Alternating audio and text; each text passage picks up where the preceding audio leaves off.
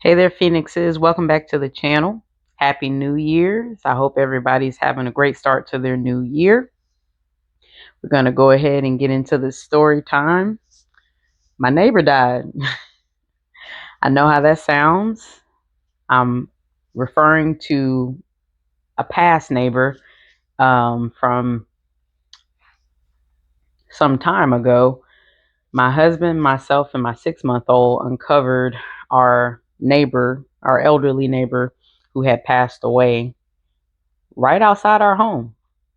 And the kicker is this all took place on my 5th year anniversary, my 5th year wedding anniversary. So I guess it's just best to just get right into it. It actually took place the night before, which would have been January 10th, because my anniversary is on the 11th, if you didn't know. And basically, it was around 9:30, 10 p.m. And myself and my husband were trying to get our 6 month old at the time to sleep. He's now, of course, bigger kid now, but he was just unconsolable. We could not get him to calm down. We had checked him, made sure he had been fed, that he wasn't wet, that he hadn't soiled himself. That he didn't have any gas. He was just so inconsolable. And we really didn't understand what was going on with him because he, has always been a pretty easy baby. You give him some, good food or a good bottle, and he was out. He was happy. He was content. But that night in question, we just could not get him to calm down. So uh, we spent about a good hour trying to put him down for the evening. And during the midst of all that, we noticed that our neighbor, where we lived at the time, because this took place back in 2014. So where we lived at the time was considered a historic district, and we lived in like a historic home that had been converted into apartments. So we had a elderly upstairs male neighbor, and then we also had a elderly male neighbor who lived in a house, or I guess in the bigger house in front of our home. And he was pretty much a recluse. He stayed to himself. We had on a couple occasions tried to like speak to him or whatever, but he never really interacted with us. But we didn't take it personal. We just took it as, oh, he's just probably an older gentleman that likes his own company. And trust me, we get that. But it was to the point where he was a hoarder. Also, this man, I'll go ahead and call him Mr. Barry. Mr. Barry pretty much lived in, I guess, the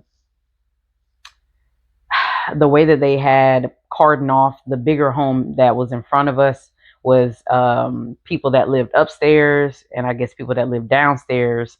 And then where he lived, I would say they had, I guess, converted into a studio. And the reason I say this is because the way that our windows were positioned from the secondary home behind the big home where we live, we could see into his, home whenever he would leave his door open. And he would do this most nights. He would like shuffle his feet and shuffle outside and sit in his black chair that he used to have in front of his door. And and we would see on multiple occasions that he would have like newspapers stacked high to the ceiling. He could barely get in and out of it. I mean, it was a fire hazard for sure. But again, we didn't bother him. Like I said, we tried on multiple occasions to try to speak to him, introduce ourselves or whatever, but he just was, to himself. We also later learned that he really, I don't think he had immediate access to a shower, because my husband on occasion had overheard him having a conversation with our landlord, and I guess the price of his water bill. And basically it was alluded to that the amount of usage that he had for water was well below what I guess is the norm for someone taking at least a shower on a daily. And I mean, and if of course this man was he was pretty frail. He had long like black stringy hair. Like, his hair definitely looked greasy.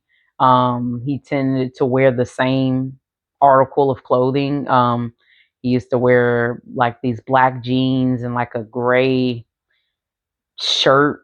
But it was rare to see him in anything else.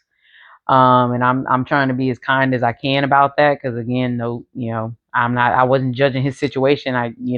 We recognized that he probably was on a fixed income and it was just him, but he would only come out to like pretty much go grocery shopping, which he would take the bus or, like I said, to sit outside in his chair every night. And like I said, the way our house was positioned, we couldn't help but see him. So it wasn't a situation where we were just waiting out or waiting at our window every night to see him. It's like he could literally see into our place. That's how close the places were. And so back to the night in question, with my son being inconsolable. He was crying a lot. We were having a hard time getting him down, and we noticed, Mr. Barry, of course, like usual, had come out, or that he was standing on his patio. I guess he may have, heard our son crying, and we looked out and we saw him standing there, and he seemed fine. And then I'd say around 11:30 to midnight, my son started getting really, really out of control. So during there, like I said, going on an hour and a half of trying to get our son consoled, and my husband and I were just both like pacing back and forth in our living room area, which the living room area in particular face Mr. Barry's home. So we were intermittently just walking around, talking to each other, singing to our son, just trying to get him to calm down. And just out of nowhere, our son went quiet, and we were like, oh, kind of relieved, like, okay, finally he's calmed down and we can, go on about our night. And because my husband and I think we were trying to do something in preparation for our anniversary, trying to get some stuff set up or whatever for the next day, which is, our anniversary. But we couldn't do any of that because we were trying to get our youngest down. And when he went quiet, I remember we had heard a noise. So my husband looked out of our window. Or excuse me, I take that back. It was me who had looked out the window first. And I noticed that our neighbor was on the ground in front of his chair. And at first, you know, I thought, okay, maybe he slipped and fell, and I was like trying to get my husband's attention, like, honey, our neighbor, he's on the ground. But just after watching for a few moments more, I noticed he wasn't moving. So myself, my husband, we stepped outside, and I still had my youngest son in my arms, and I was just standing on our walkway, and my husband, started to approach him, and he told me, to get back in the house once he realized that I guess he had passed. So what was so sad about it is that, Mr. Barry's front door to his home was wide open. So if we would have never uncovered him, who knows, he would have probably been out there all night on the ground, and no one would have known because like I said, our neighbor upstairs was also another older gentleman who was pretty much chain smoker, and he also stayed to himself. They both of them would converse on occasion, but it was pretty rare. So Mr. Barry didn't necessarily have any family members that we ever saw that would come by and like check on him or anything. So my husband and I always just kind of still would try to look out for him on occasion. But this night, when my husband found him, he was cold to the touch. We still did call 911, and when my husband got on the phone with 911, they asked him if he could try to do chest compressions, um, to try to revive him. And after, a few moments of chest compressions, pretty much until the ambulance arrived, you know, my husband had already told him like, hey, yeah, he's gone.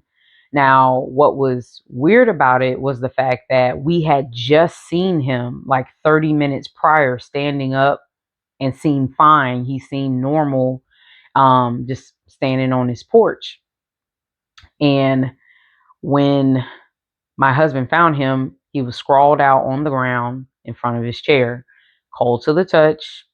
My husband, of course, was had tried to like lift his arm, and I know he had said like rigor mortis had already set in, so that was another thing that we thought was so weird because he already seemed like he had been out there a while, even though we had seen him 30 minutes prior and he was up and he was fine. So we don't know exactly what happened. Still to this day, we don't know if he had a medical event, like if it was a heart condition. We still just don't know. But what was even stranger about everything that transpired was how our son, after us discovering his body, essentially immediately quieted down and was back to his normal self, was, giggling. It was so strange. And my husband and I to this day believe that our son saw that man's spirit, and that man's spirit was probably reaching out to my baby to alert us, because there's just no other way we would have found this man if we hadn't been up with our son. And it makes me believe that there's a possibility that his spirit was probably already intermittently, jumping in or out of his body, maybe before he actually passed.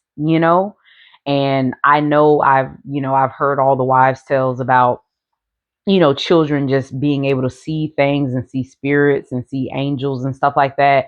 And when it comes to my youngest child, he's definitely had situations similar where, he's just like either gotten a vibe about certain people or whatever. And he's just kind of always been tapped in spiritually to things going on around him.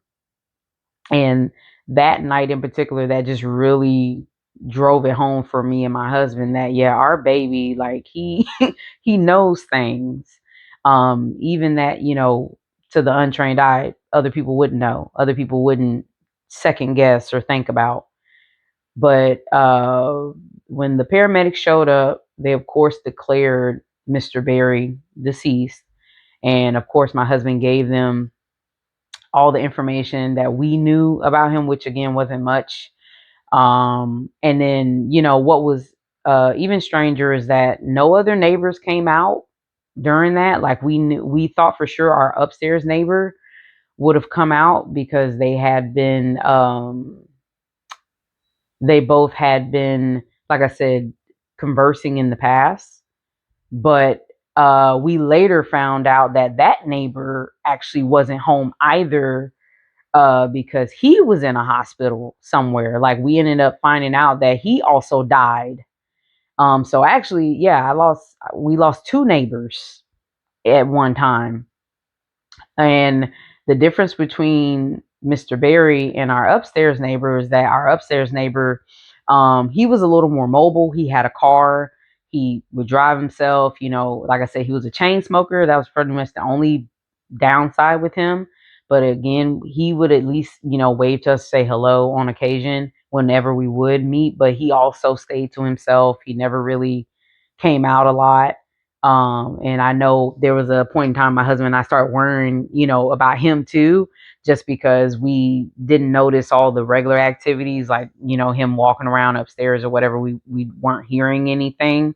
So naturally we did get a little concerned, just because we knew that these were two, very much elderly gentlemen, and that they really didn't have family or anything that would come by and check on them or anything. So we ended up learning about him through our handyman, because I guess they came out, what was it, like a month later, because I guess he had passed the next month over. um shortly after Mr. Berry passed, and they were like, yeah, he died at the hospital in a whole another county over. And I was like, oh shoot. I was like, okay.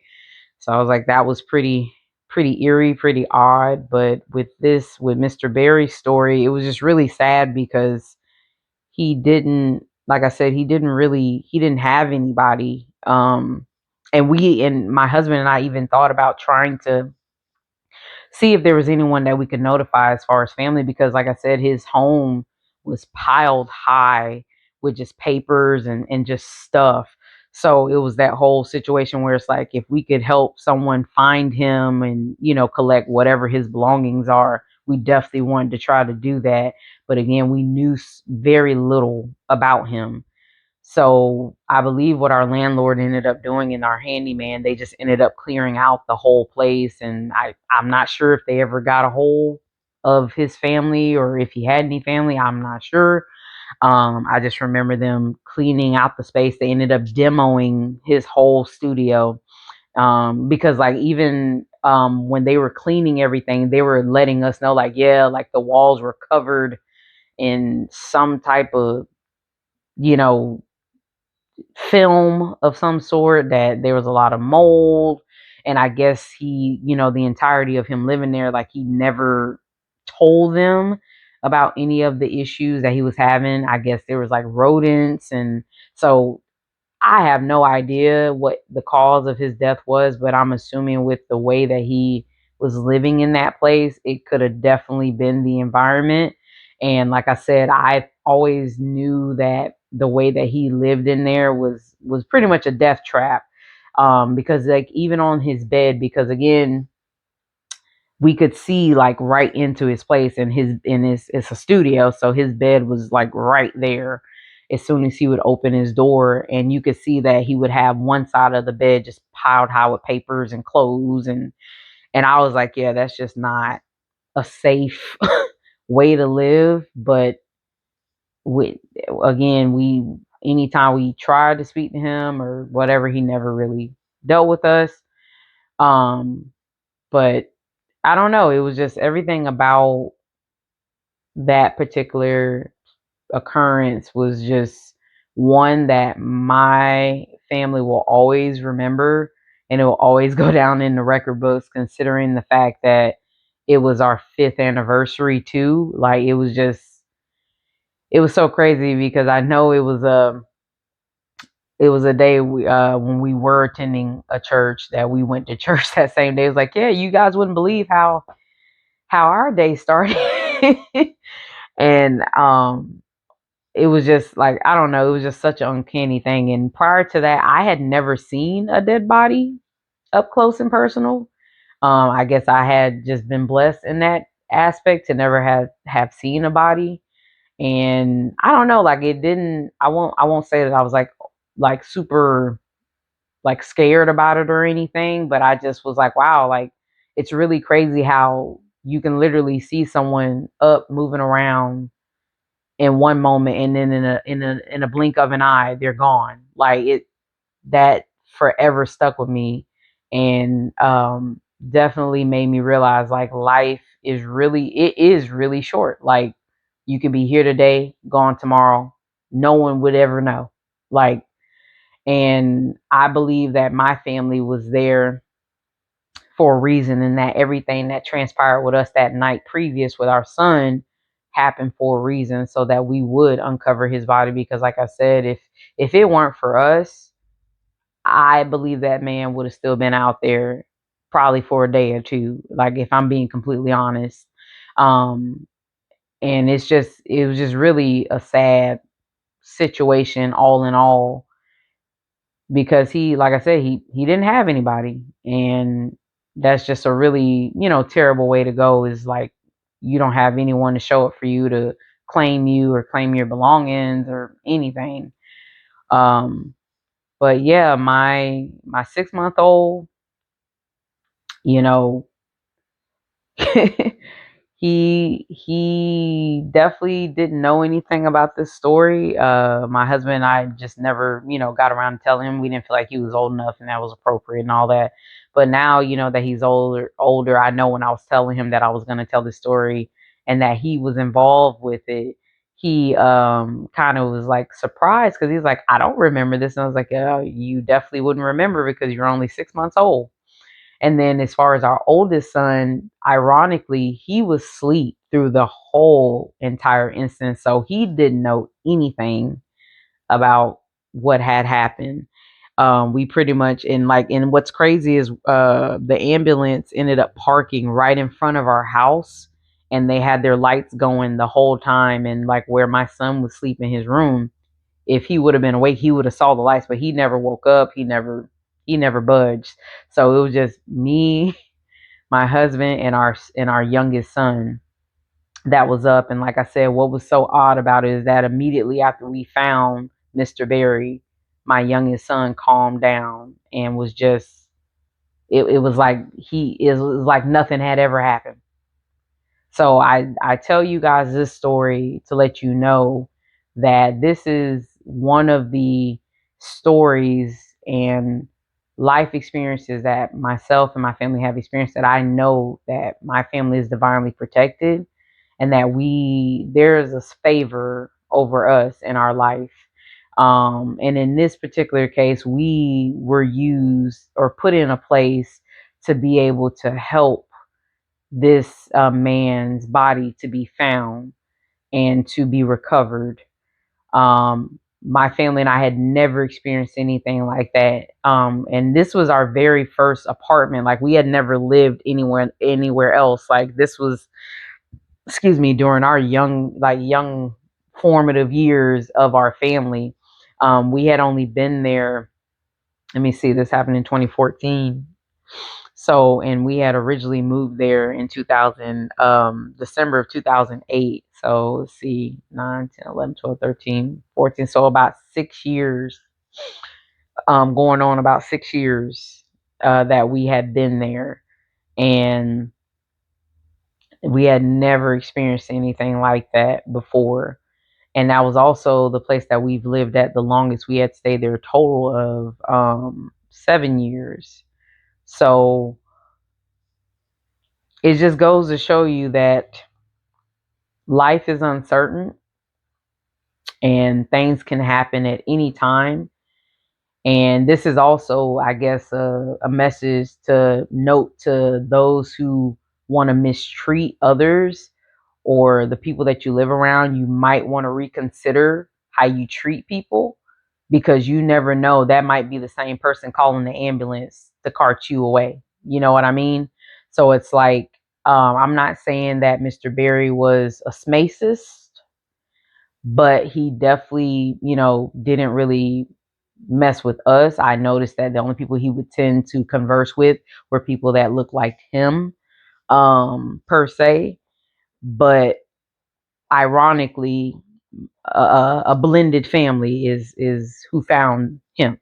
So for those who might live their lives, looking down on certain people, you just never may know that those people might be the same ones helping you out in some way. So let that, be a lesson to those out there who want to mistreat people because of the way they look or whatever. Like, you might want to reconsider, because you never know. And relying on the kindness of strangers is pretty wild. Because if we wanted to be nasty folks, we could have just, hey, well, that's not our problem, and gone on about our day. And or if we would have just been oblivious to the fact that he was even out there. But if it weren't for my son being inconsolable that night, I think it's a very strong likelihood that we wouldn't have found him until daylight hours, pretty much. Because we also had an influx of stray cats and stuff that would frequent the area, and feral cats as well. Um, and I mean, shoot, a bunch of animal life honestly would frequent that area, like raccoons and stuff like that. So I just, I shudder at the idea of what, what could have happened if we wouldn't have found him and something else or someone else would have found him. I'm just saying. But yeah, this is real life testament, people. Like I crap you not. This it was it was a very strange occurrence, and I still believe in my heart of hearts to this day that it was because of my son that we found him. Maybe like I said with the spirit thing, I don't know that to be true, but that's what I feel, honestly, because I just there's no other way to explain it, like, at all. And I do believe that that was a situation where we were in the right place at the right time, and I'm grateful that we were able to do what we did. But I'm telling you, life is crazy. Like, I'm sure some of you guys got some stories to share too, that can affirm, your suspicions about being divinely tapped in. Because that's definitely one that I feel like is for the record books. I definitely got a couple more stories that I plan to share with you guys. The next one in particular, is one with my husband that he experienced. Is more lighter note, but still a situation where he pretty much had a supervisor who he didn't necessarily care for, who ended up getting hurt after having a disagreement with my husband. And I'm not saying that my husband had anything to do with that, because he didn't, but we just took it as a spiritual, like, note that, hey, God don't play about us. Like, again, like, when people try to come at my family, stuff ends up happening to them. And I'm not, and again, as I continue to state, and I will continue to state, I don't got to do anything. I ain't got to lift a finger, because I know at the end of the day that my God is looking over me and my family. My ancestors are watching over me and my family. So I don't ever have to sink down to anyone's level to do onto them as they've done onto me. Stuff just ends up happening. That's all I know. So y'all can take that to mean what you want. But I plan on, giving you guys more details about that story in the next video. I've already gotten his permission to share that, because I know it's not necessarily my story in particular. I mean, I am involved a little bit, but I know it was more so something that happened with him, from his account. So I'll be sharing it from his account, but he definitely is okay with me sharing it. And yeah, he just he wanted to make sure that people are aware, like, yeah, this divinity that we feel is over our lives is a real thing.